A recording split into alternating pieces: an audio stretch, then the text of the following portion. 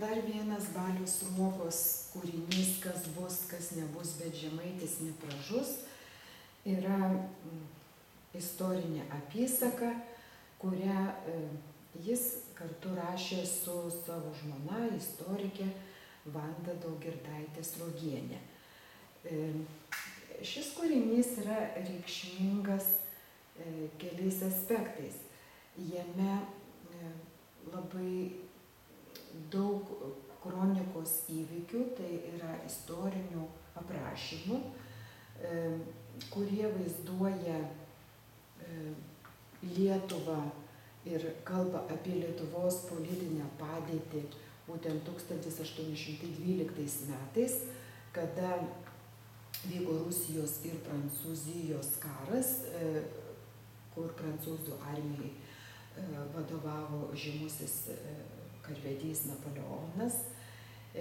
Ir skaitydami tikrai turėtumėte pastebėti, kaip aiškiai ir smulkiai piešiama ta Lietuvos politinė padėtis ir žmonių gyvenimas tuometinėje Lietuvoje.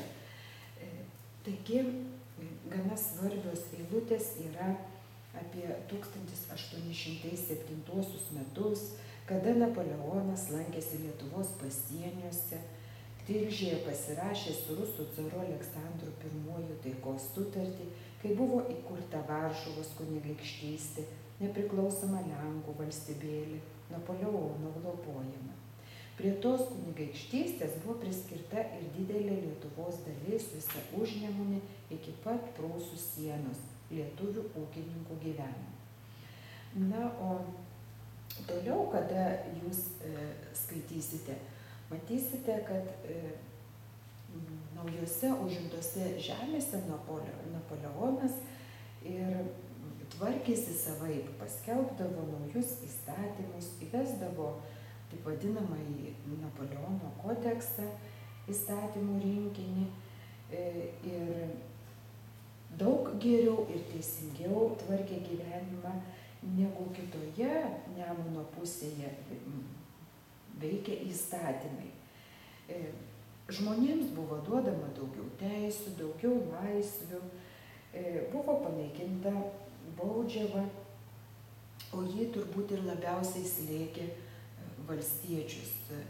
Na ir aišku, kad panaikinus baudžiavą Varšuvos kunigaikštystėje ir toje dalyje, kur Lietuva pateko į tą kunigaikštystę, buvo, sakykime, nušvitęs gyvenimas. Taigi valstiečių baudžiauninkai iš vieno Nemuno kranto stengėsi perbėgti per Nemuną į kitą krantą, į Varšuvos kunigaikštystę, kad būtų panaikinta jiem baudžiava, vergija ir jie būtų laisvi. Ir kūrinyje iš tikrųjų labai vaizdingai Sruoga vaizduoja tą valstiečių gyvenimą. Pavyzdžiui, negalėdami kitaip išsivaduoti, mūsų valstiečiai būdavo nakties metu pameta savo sodybas, savo varganas lūšnėles, visą savo skurdų lobį, ką ne ką sugebėdami pasiimti, su šeimomis, su žmonomis ir vaikais plaukė per Nemuną. Ir jie jau kitoje valstybėje, niekas jau jų nebepagaus. Teisybė, ir kitoje Nemuno pusėje vargšų valstiečių nekokie pyragai laukė. Atsidurdavo jie tenai be jokių lėšų, be pastogės. Naujas gyvenimas, reikėjo vargu ar prakaitų kurti, bet vis dėlto jie tenai jautėsi esą laisvi, priklausą nuo valstybės įstatymų, o ne nuo pono savivalės. Tai viliojo valstiečius. Na ir taip toliau tikrai gana smulkiai aprašoma, kaip Napoleonas ėjo per Lietuvą, kaip staigus viesulas, kaip jisai atvyko į Vilkaviškį, kaip Aleksotė atsidūrė,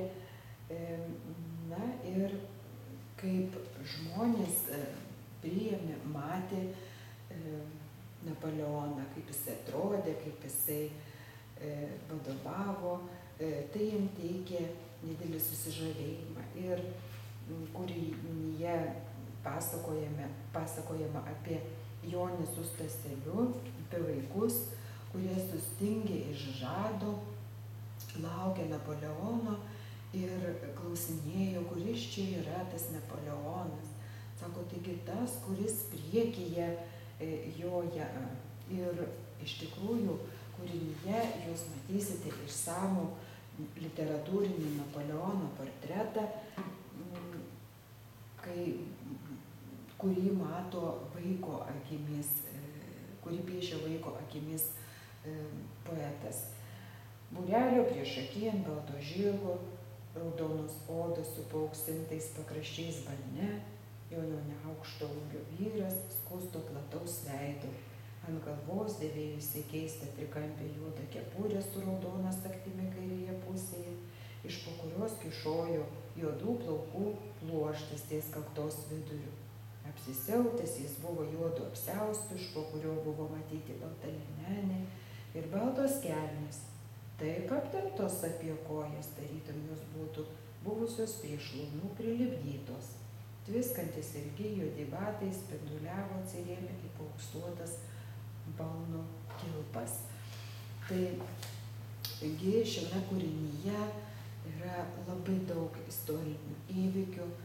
Jie tiesiog labai smulkiai aprašomi, gana įdomus ir jūs galite praturtinti ne tik literatūrinės, bet ir meninės, bet ir istorinės savo žinias.